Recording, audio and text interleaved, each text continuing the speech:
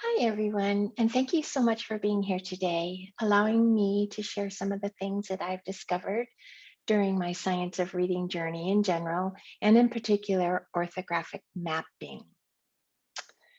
I just want to say and qualify beforehand that in no way am I claiming to be an expert. However, I feel like I'm a pretty good consumer of the research that is the science of reading. And I really hope that I'll be at least an adequate translator and facilitator to bridge the gap between the reading research and the classroom practice. But what I know for sure is that after shifting my practice, I can really attest to its efficacy. And our goal for this hour is to present the major role of orthographic mapping in learning to read efficiently, as supported by the science of reading. Right here are some of the research and books that I used to inform this presentation. And I'll have a link for all of this in my Google site, as well as my screen, my slide deck that I'll be sharing with you. So I'm really excited because I have discovered some amazing things on this science of reading journey, and I might call science of reading SOR as a just to abbreviate it. It's a mouthful for me. And I know you've probably heard some of the buzzword terms, especially because of the investigative reporting by Emily Hanford of American Public Media. This SOR has gained a huge traction in the nation and throughout the world, and it really deserves this attention because it's irrefutable science, science that's been derived from many interdisciplinary fields. And this science has been in the making for 50 plus years now, and it's really confirmed by the technological advances of functional magnetic resonance imaging, fMRI, brain imaging. And I want to talk a little bit about this right here, this logo. This is actually a logo that I lifted from the Amplify podcast. It's called Science of Reading. And we'll be talking a little bit about this later. It's called Scarborough's Rope. And if you could just see really briefly, you have language comprehension up here with all of the strands, background knowledge, vocabulary, language structure, verbal reasoning, literacy knowledge, along with the word recognition rope, which includes the strands of phonological awareness, which includes phoneme awareness, decoding, and sight recognition. And when you take these two ropes and you put them together, that's when you have efficient reading. Now, we know there's been 50 plus years of research to understand the way that children learn how to read. And even with this 50 years of this vast knowledge, body of research, I always ask myself, why? Why have there been so many pendulum swings about how to deliver effective reading instruction? In my career, I've experienced at least 5 drastic back and forth shifts, generally between whole language and then to a phonics approach, back and forth. But here it is. No matter where the pendulum swings, we can all acknowledge that the English alphabetic system is just complex and crazy. Here you have 26 letters that stand for 44 sounds plus 48 multi-letter phonograms. And if you combine that with 30 spelling rules, goodness, you can also count like 14 to 19 vowel sounds in English, depending on whether you include the R-controlled vowels. Oh my gosh, it's crazy. And the cartoonist here, Hilary Price from Rhymes with Orange, really nails our challenges as reading teachers. Don't you agree? This is why I playfully call the W wubble woo in kindergarten. I know it's really silly, but they always remember the w sound. And you know it's a serious issue when TikTok videos now depict our struggle as reading teachers. I have to play this for you. Okay, if V makes a V sound, then W... Isn't that two V's? No, not double V, but I get why. But what does W sound like? It's a duh sound. Why do you think... Oh, because duh, W, it starts with a D. What letter makes a W sound? Why? Why? Oh, yeah, I get why you would think that, because if you write out the word Y, it starts with a W, but Y is actually this letter, and it makes a Y sound, like U. Me? Yeah, the letter U, if you write that word out, it would start with a Y. So Y would spell U, even though W makes a W sound like in Y. Though it starts with double... Dad, what are you doing? I've never written the word W before. W. No. Dad, I'm scared. I don't understand. Okay, if Oh V my makes... gosh. Okay, if So it really is astounding. It's a miracle that our little learners who have only been on this earth for 5 to 8 years learn how to efficiently read. Oh, Okay, if V makes a V sound. sorry about that. So I want to give you a little background. And I used to teach kindergarten for many years, and now I'm the reading specialist at Skyline School. But I want to share in kindergarten, my kindergartners love these little pocket chart activities. I'm sure yours do too, even up to second grade, perhaps. You know, they would read the words in the sentences very accurately and fluently. But when they encountered that same sentence or maybe word in some connected text, or even if they tried to write the word, they would forget. When they saw the word has, they might sound it out like as, has, or was, they would sound out as, was. So what did I do? I'd give them some flashcards. I'd suggest they use flashcards at home for practice because I thought that that would help them memorize the words, but they still didn't memorize the words. So I thought, gosh, do they have a working memory problem? No, because most of them could memorize like 800 gazillion Pokemon characters with no problem, right? So I dug into the reading journals and all of the research, and I discovered this. I was wrong. Record scratch. I was so wrong because efficient word reading is not based on visual memory. Visual memory is not reliable. Visual memory is not efficient. And I tell you, my friends, I felt so bad. I have so much guilt as a teacher, the way that I doubled down on the flashcards for them to practice and memorize the whole word.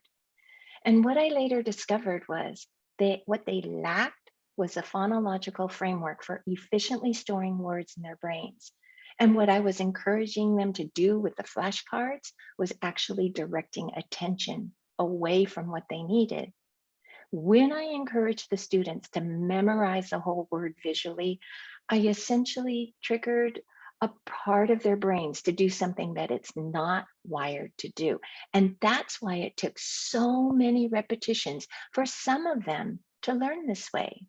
So what did I do? I steeled myself to learn more because to know better is to do better. And my students' literacy development was at stake, especially for the students for whom reading was a challenge. And therefore, their life trajectories depended on this. Ta-da! What did I figure out? I learned about orthographic mapping, which David Kilpatrick has dubbed the Holy Grail of reading instruction. Orthographic mapping is a process we use to permanently store words into long-term memory. It's how readers turn unfamiliar written words into instant sight words without any conscious effort or sounding out. And the science of orthographic mapping began in the mid-1970s, 1976 to be precise, by the work of Linnea Erie. And it's been corroborated by thousands of articles and researchers, scientists worldwide. Now, what David Kilpatrick did He's a school psychologist, and he further translated Erie's research into practice for the classroom teacher. And I have used the evidence from these 4 very prominent researchers to inform this presentation: Linnea Arie, David Kilpatrick, Louisa Motes, and Mark Seidenberg. Now, what is a sight word? This is a scientific and accepted definition of a sight word in the SOR world. Sight word is a familiar written word that is recognized instantly, automatically, and effortlessly without sounding it out or guessing. And I love this little meme by Jan Wazowicz at Northwestern University. She said, all words want to be sight words when they grow up. So true. Now, before I really emphasize the word sight word, because it's really necessary for us today, right now, to standardize our definition of what a sight word is supposed to be, as opposed to a high frequency word. That's a mouthful for me to say, so I'll call it an HFW. Now, in the SOR world, any word can be a sight word, including HFWs. We all know that HFWs are the words that make up the majority of what we read and write. So that's why they're so important. You'll find you have the Dolch list or the Dolch words, you'll have Fry's 100, and you even have the Wonders HFW list. Now remember, HFWs can be regular, like get, they can decode that, or had, or they can be irregular, like said or does. But HFWs are mistakenly called sight words. And right now there's a groundswell to correct that. We're going to be calling them HFWs, not sight words. Now, all words are sight words when they are orthographically mapped into the brain for instant recognition. Sight words can be regularly spelled words that follow the rules. They can be decoded. Sight words can also be words that have irregular sound spellings, for instance, or for one or more sounds, like said, okay? Sight words can also be permanently irregular, irregularly spelled words like rhythm or once. They can also be temporarily irregular, that is until the student learns the grapheme, phoneme correspondence of the word. But the end result of orthographic mapping is that they all become part of our sight word lexicon. So I want to illustrate some of the evidence of how inefficient visual images and memory is. I'm going to do this little experiment. I'm going to try to recreate it. And these are very similar to the experiments performed by Linnea Arie and then later by Stanislas Dehaene. Now, I want to prove that words are not stored visually. They conducted many experiments using words with mixed case letters, that is uppercase and lowercase. And these words were really easily recognized. So I'm going to take this word, and you'll see it here in mixed uppercase and lowercase letters. You can also read it in all capitals with a different font. You can read all lowercase letters. Here's more different fonts and colors and handwriting styles.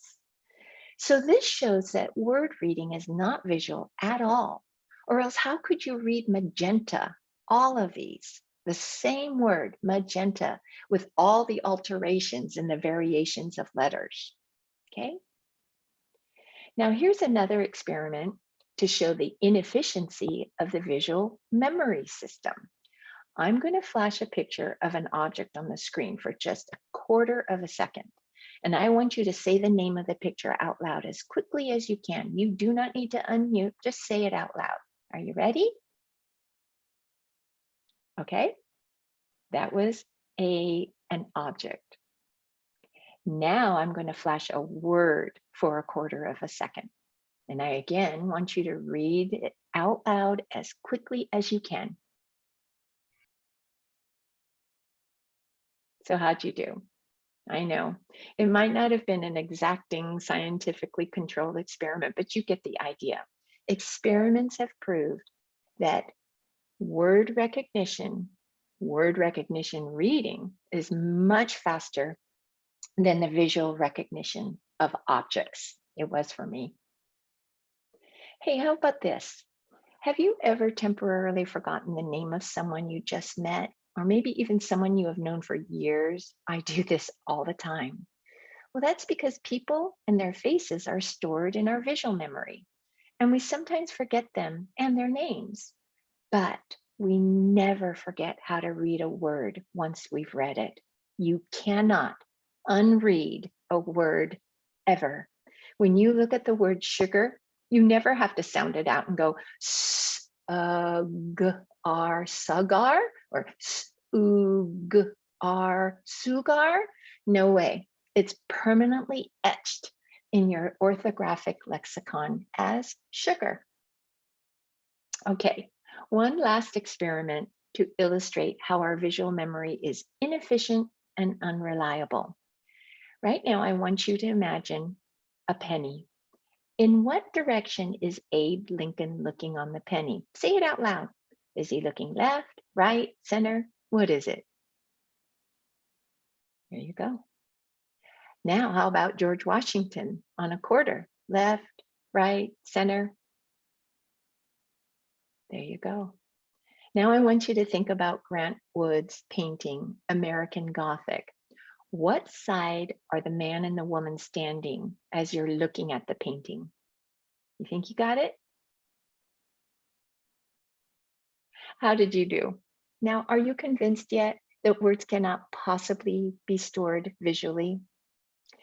You know, there are over 2 million words in the English lexicon, and an average adult speaker knows about 30,000 to 70,000.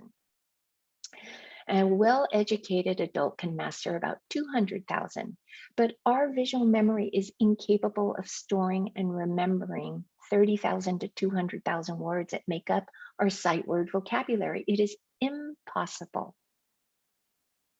Okay, stop. So how do we know these 30,000 to 200,000 words automatically?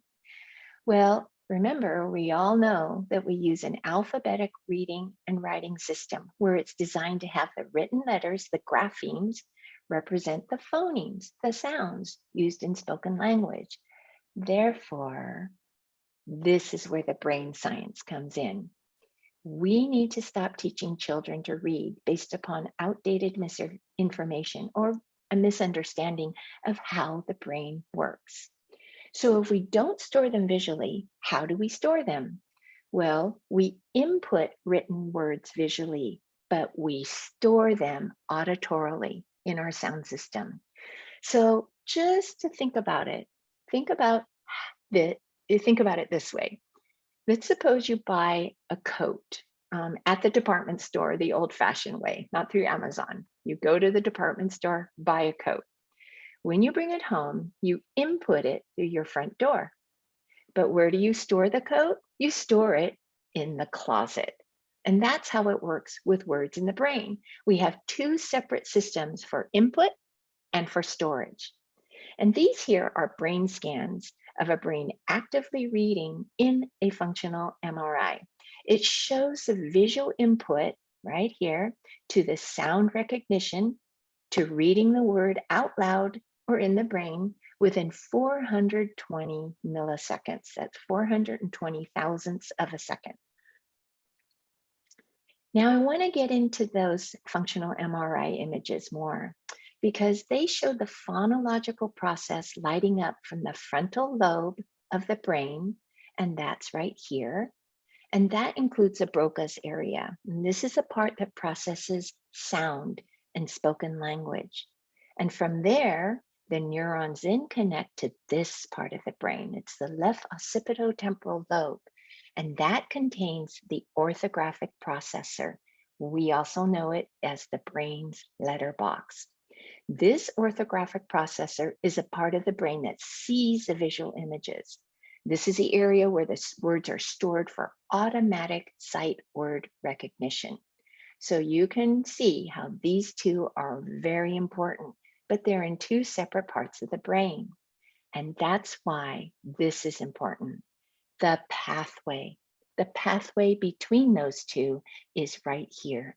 It's the phonological assembly the sound symbol connector, and this is in the parietal temporal region of the brain. This is a system that enables reading. This is a neural pathway that connects the other two systems to successfully read and store words for automatic word recognition.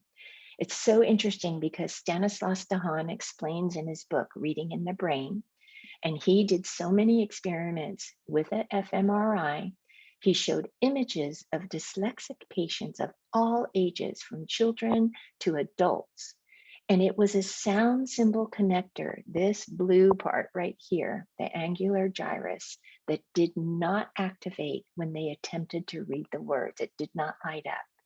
Now, in contrast, he had non-dyslexic readers, and they were reading in the fMRI, and their sound symbol connector, their angular gyrus, lit up like an LA freeway at night.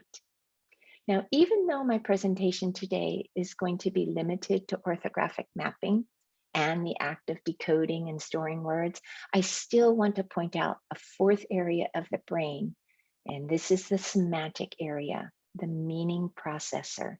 This is in the temporal lobe of the brain, and it includes a Wernicke's area. This meaning processor, oh my gosh, we could probably talk about this for another 2 hours in a separate presentation for later, of course, but I want to mention it now because it is the goal of reading, is to comprehend, right?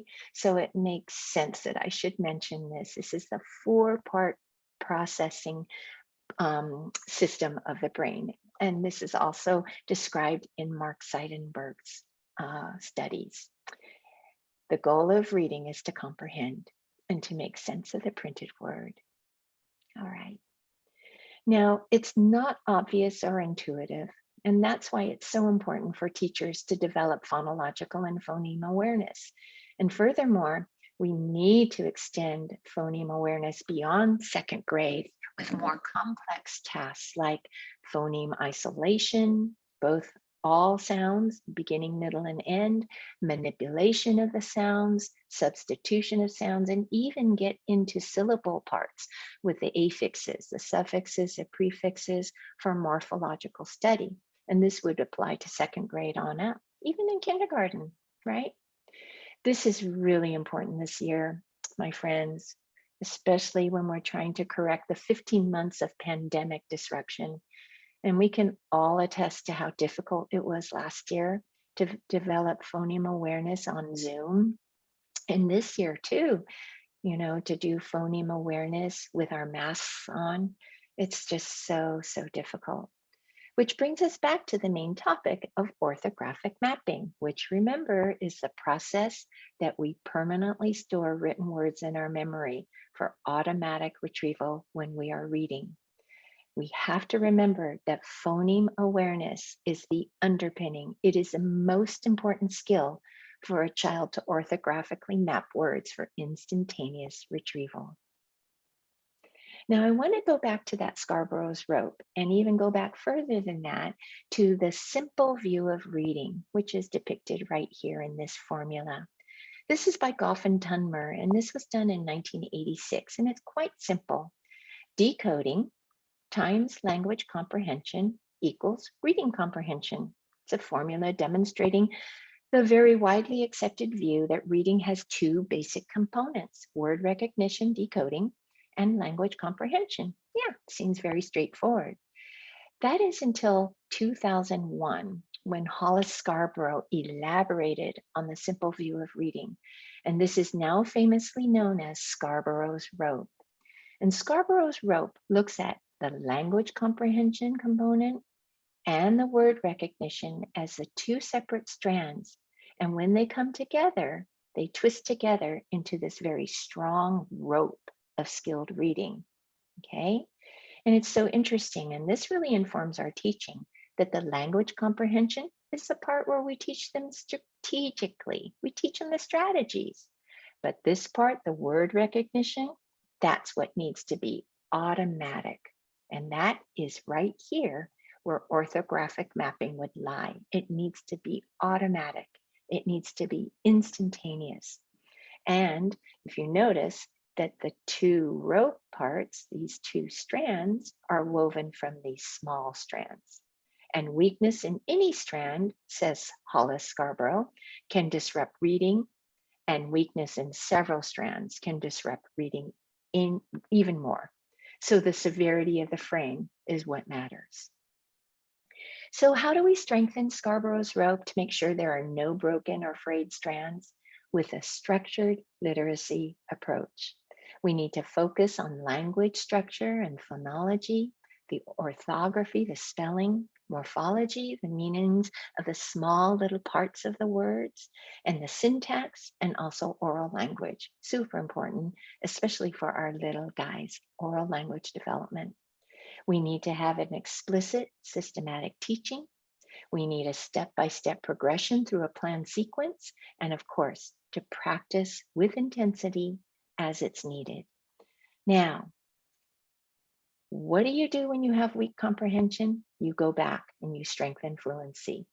Well, what do you do when the fluency's weak? You go back and you strengthen word recognition. What if word recognition is weak? You go back and you strengthen phonics and decoding. And what about weak phonics and decoding? I think you guys know where I'm going with this. You have to strengthen phoneme awareness. It is the foundation of orthographic mapping.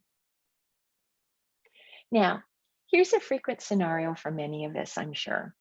How about the child who sees the word mad and he successfully sounds it out? Mad. Do you notice also I had them sing it? I really am a firm believer in continuous successive blending. Do not let them go like this. D. That is not really helpful for a lot of children. They need to sound it out by singing it out. Mad. But what about the kid that does that? And then he blends it really quickly and says, map? Oh, he sees my frustrated face and then he keeps on guessing. Matt? Those are the guess and go kids, right? What does this tell me at this point? This tells me at this point in time, this child has a phonological core deficit that is obstructing his word reading development. This child had that letter sound knowledge because he got ad, but he needed the phoneme awareness in order to hold those sounds long enough in the brain to blend them out loud in less than half a second. And now this would tell me I need to double down on the phoneme awareness for this child.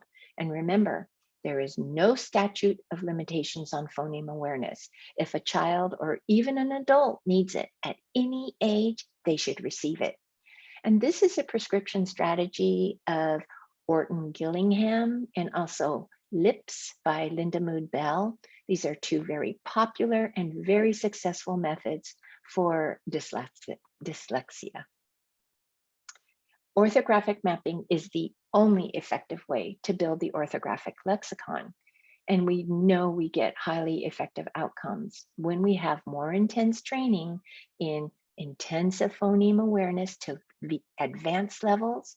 We do intensive phonic decoding and encoding, and we do lots of reading with connected text. These are just some screenshots of my classroom. I love to use those lakeshore letters and magnetic letters. And I think this is Tara West, where she does say it, tap it, map it, and then for some of them, they can spell it. I love to use these little Unifix cubes that already have the consonants and vowels imprinted on them, and the children can build words and practice their segmenting and or blending. This is a first grade teacher in our district, and she's doing the tap it, map it, say it, zap it. It's super fun. She has the Elkonin boxes, and these are little magnetic sound chips that are see-through. And the children move the sound chips, and then they use this magnetic wand to swipe from left to right, so as they read the word. And I love the way this teacher also uses the markings for the short and the long vowels, using the breve or breve, I'm not sure how you pronounce it, breve, and the macron for the long sounds. Really super important to teach them these things. Now, When we do the intensive instruction in phoneme and awareness concurrently with the phonics approach, it's really highly effective. And it might look like this. And this mapping, I know, can actually change the brain activity in struggling readers, and it helps with the activation of that neural pathway. Now, this is what it would look like in my classroom. I would say the word red, red. I would use a word in a sentence. The red strawberry is sweet and delicious. We would tap those sounds, red, red, and we count the sounds we hear. We hear 3. Now here you can give them 3 Elkonin boxes to move sound chips into the boxes, or you could draw 3 lines to write the letters that correspond to the sounds that you know. Now, when you have an irregular word, you want to point out the irregularities. So for the word side, we hear 3 sounds, side, but there is no one-to-one letter to sound correspondence. And that's where we elaborate on the silent E. So I would give them the 3 Elkonin boxes, side, and they would write SID. And some of the kids, they would go, wait, that says Sid. You're right. And then that's when I would teach them about that E. I would bring in one of the sound spelling cards from Wonders. I would point out right here in the word side, we hear 3 sounds, but there's no one-to-one letter correspondence, letter to sound correspondence. And then look at the silent E. I would show them how it would change the preceding vowel from the short to the long, etc. Just like that. Now with the word from, we would tap out 4 sounds, from, and the kids probably know F, R, and M. So I would have them write that in the boxes, but I would elaborate on that sticky vowel, the sound. And I would just tell them, sometimes it's sticky, sometimes it's tricky. The here is spelled with an O, and I would tell them it's tricky. So I want to make the tricky sticky. When you do this phonemic analyzing from speech to print by mapping the sounds and letters, it really facilitates a word to become a sight word in their memory. Now, what about hard to decode, irregular, high frequency words? Now, David Kilpatrick said in his book, Equipped, despite the irregularities, exception words or these high frequency words that are hard are secured in long-term memory by the same orthographic mapping process as regular words. This method is far more efficient and reliable than any known alternative. Let's pretend we have the word was. Okay, well, I would use a word in a sentence. We would tap it out. I would give them the Elkonin boxes or draw the lines for each sound, and then we would sound it out. Z. And of course, I would give them this heart to show them where is the tricky part. And I would just tell them, here the A says and sometimes the S is made, the Z sound is made with an S. And at that point, I would bring in a sound spelling card to show them some of the spellings for the Z sound. It can be spelled with an S at the end of the word, okay? So on these irregular high frequency words, leverage what the students already know. You intentionally teach the irregular spelling in the word, but encourage them to use the phonics skills, what they know already, to tackle the rest of the word. And what this does, it reduces that cognitive load. And the best part, this method takes significantly fewer repetitions. And I really think that giving them the Elkonin boxes or drawing the lines for each sound is really powerful, especially when the letter sound ratio is not 1-to-1, like in said. There are 3 sounds, but there are 4 letters. Here are a few pictures of my literacy lab students, and we do mapping of the heart words, those tricky words. We use a phonic analysis together with the sounds, and I really call attention to the tricky heart sounds because we want to make the tricky sticky in our brains. This is with older kids. I think this is with second graders. This is what I would do with a first grader. We would use it in a sentence later, but right now I really want them to concentrate on the sounds right here, just the sounds at first. Now, I want to share a really great resource with you, and this is at Really Great Reading, and it's called Heart Word Magic. And I'll have the link for you in my Google site. And you can watch these videos with your students, or you can even watch them just by yourself so you can practice on how to analyze the irregular heart words with your kids. So let me go here, I'll open it up.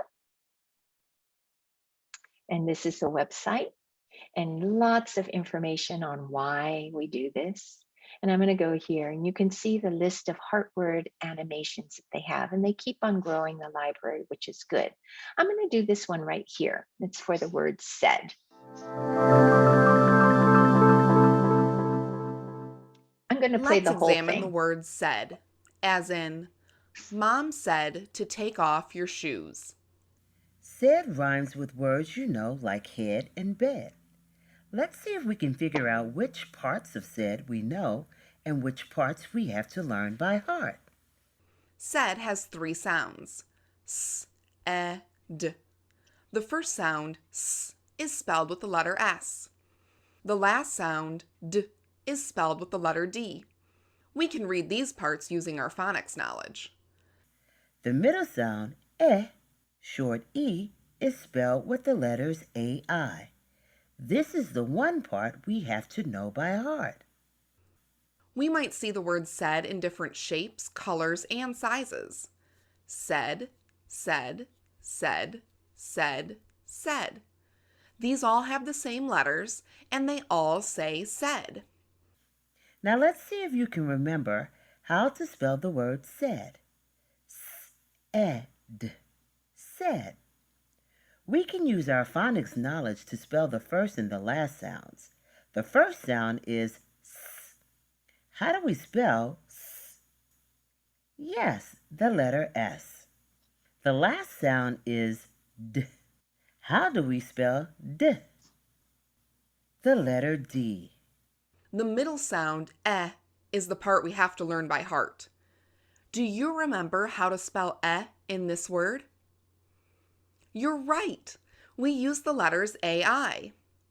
S-A-I-D, said. Remembering heart words is easier when we know there is just one part to learn by heart. Isn't that powerful? I just think that is so great. And you can watch it together with your students. They really love that. Okay. Now, I want to talk a little bit about more speech to print activities, but also, even though this is writing, it still is grounded in speech to print. And more research is developing about the two-way neural pathways between spelling, which is a generative activity, and reading, which is a word recognition activity. And currently, numerous studies are validating the relationship between spelling and especially handwriting, as opposed to the child keyboarding or finger tapping on a handheld device.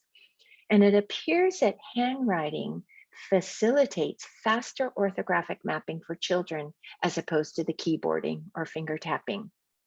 So, what does it say to me? Well, the encoding process really should not be underestimated.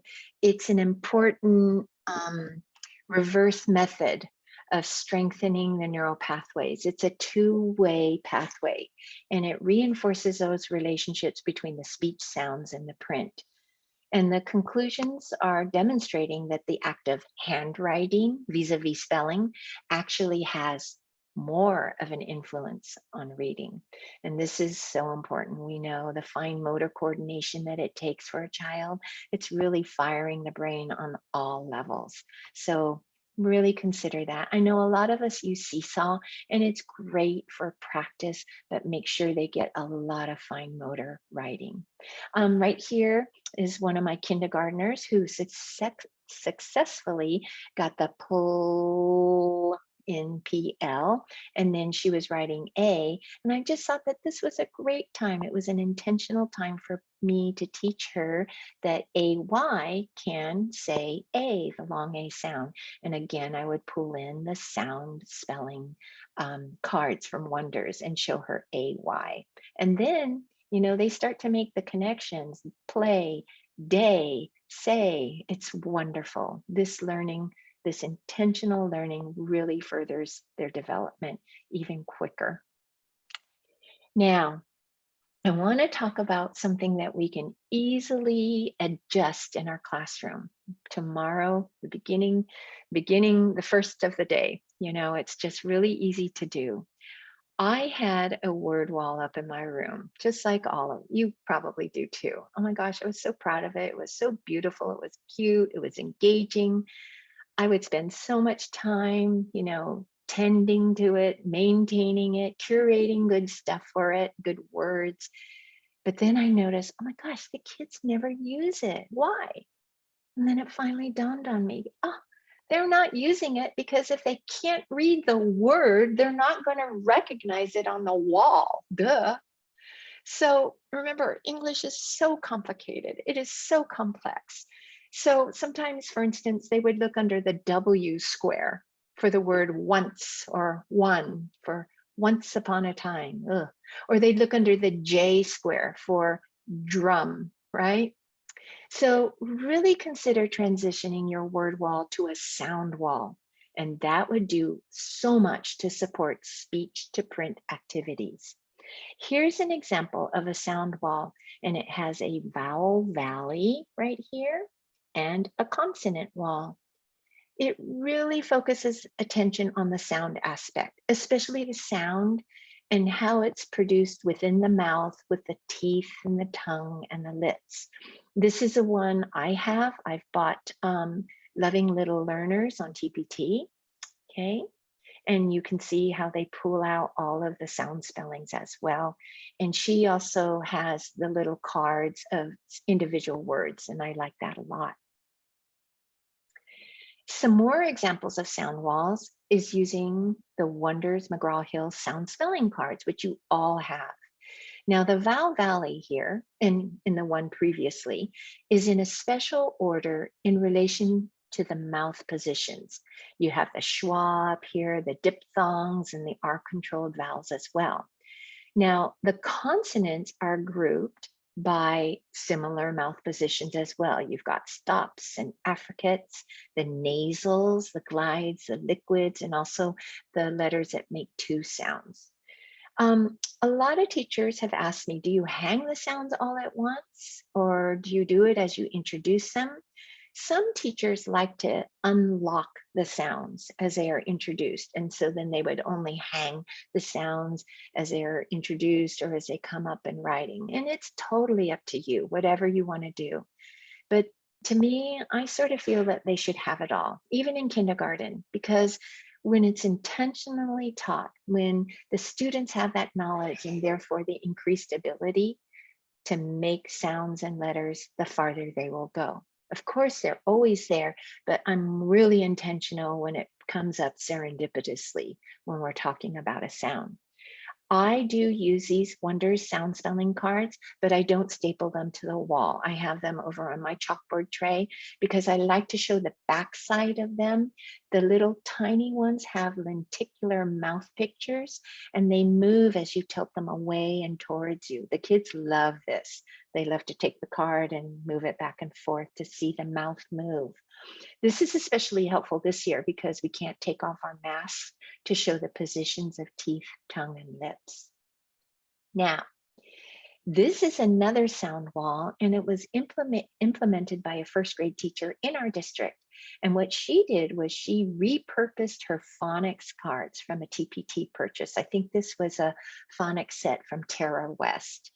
She has limited real estate in her small classroom, so a vowel valley or a separate consonant wall just wouldn't fit.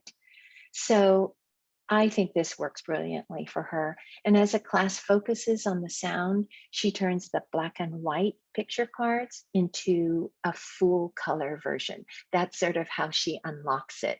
But again, they have it all at their disposal, but she highlights it, the ones that are used and taught with the color picture. And I talked to her and she said that they are using the sound wall so much more than they ever did consult the word wall. Okay. All right. So now you've pulled apart the spoken word for them. Now you've prepped their memory system. You have given them the shelves in their brain to store that sequence of letters in relation to the sounds. You've pointed out the irregularities for them. You have given them elaboration. Now these activities have earned their place in the stack of flashcards. You have helped them do the phoneme grapheme mapping with attention to the irregular parts. Remember, reading is not a visual process. Yes, reading is visual input, but the storage is phonologically based. I want to share with you some of the favorite activities that we did in kindergarten. Here, my students would pick a card with a letter. Then they would hunt around the room to find the partners with the missing letters to their word. For instance, this is a word have, and it's written at the top of their card. And each child has an H, an A, a V, and an E. And we call attention with the heart signal, the heart signification to show that it's a tricky sound. These kids have the word want, and this is drawing attention to the irregular vowel sound of A, want. Super fun. Oh my gosh, they love this. During the spring, I would take those rainbow tiles that we had in our room. I would write a letter on each tile for each word. I would put the tiles in some plastic eggs that have been numbered. The children would choose an egg, break it open, and then use the tiles to build the word and write the word. Oh, it's so much fun. They would ask for this even to the last day of school. They love this activity so much. Here's something I do on St. Patrick's Day. A sneaky leprechaun leaves rainbow rice and shamrock words in the rice table. Yes, I know. The shamrock words are essentially flashcards, but now their memory is prepped to store and recall those words. It's okay now. And then we have more phoneme grapheme connections with the Lakeshore magnetic letters, building words, and also some fun Lego word building activities. This one I know I've shared with my K collaboration group, and this is a perennial favorite. Remember how we get those Life Touch class pictures and they're sticky? Well, get them from your secretary each year. You stick them on a document with the lines on them, and then you make a bunch of colored copies for each child. Then you put a name tag on each child with a word on it, maybe some of the target words you're trying to learn. They go around with a clipboard with this sheet on it. They walk and find their friends. They read the word their friend is wearing. Maybe they try to use it in a sentence, and then they write the word next to their friend's picture. Oh my gosh, so much fun. Now, I finally want to share that Google site I've been talking about. I created this so that I could share all the research and the best practices that I've discovered on my Science of Reading journal. And I tell you, it sort of was born out of necessity, because I would get this great research, I would bookmark it or put it on my desktop, and it was just becoming a big old gloppy mess. So I thought, how can I organize this so I can find it and I can easily access it anytime I need to? So I created From Neurons to Knowledge. I want to show it to you right now. Okay. And you can see, you can go here. I've put all of it in a pull down menu, or you can go down here. Here's an explanation of the science of reading. I've also put them down here with links for each sub page. These are all, the 22 subpages cover all the information as it pertains to the science of reading. And you can see it includes orthographic mapping. We've got how it all began with the reading wars. I love this one, structured literacy versus balanced illiteracy. I've got research and studies, white papers, lots of classroom tools and resources, and anything you want to know about anything. Right here, we'll go to orthographic mapping, which is what we're doing today. And you can see I've got, this is a great YouTube video with Louisa Moats. This book is amazing. It's called Speech to Print. Really, really helpful, really good information on what we can do for kids. Here's that heart word magic that I shared with you from Really Great Reading. The UFLI, the Literacy Institute, they have some really good things for irregular heart words. And here's a guru also, David Kilpatrick, and some other things. And I'll just scroll down just to show you lots of good stuff.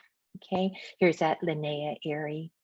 I do want to go back and show you Neurons to Knowledge. Oops, sorry.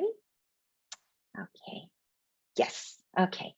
So in orthographic mapping, I wanted to call your attention to this, which is Appendix D from David Kilpatrick's Essentials. And on it, he lists 24 additional activities that promote orthographic mapping through word study. I just didn't have time to do them today in our hour. So do make sure you go to that. It's a PDF that you can print. And also, I think some of you saw, I copied and pasted some sight word Google slides, and you'll find the links to these Google slides with a heart word mapping to the Wonders HFWs.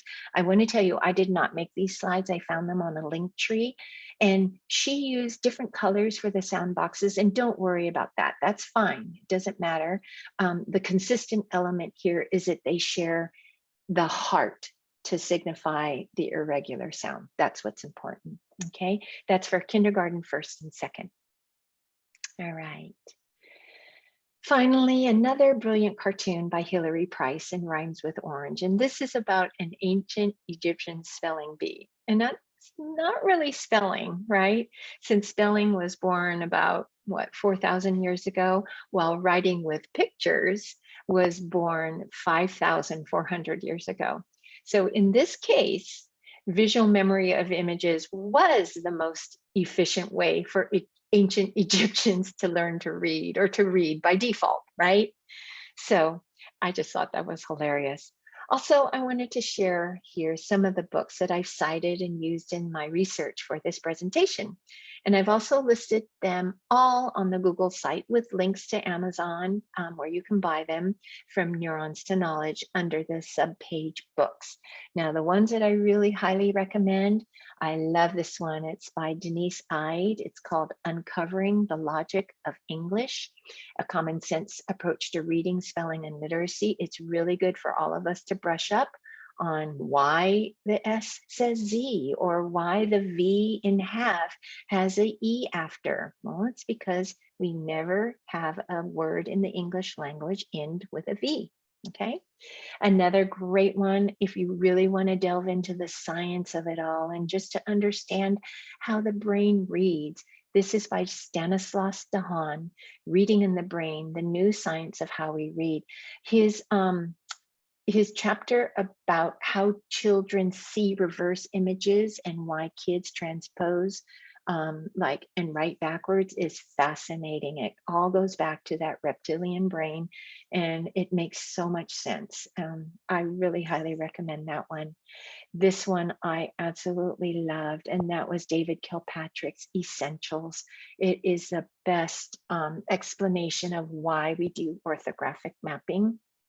And then he wrote the companion, which is called Equipped for Reading Success. And it's more of a step-by-step.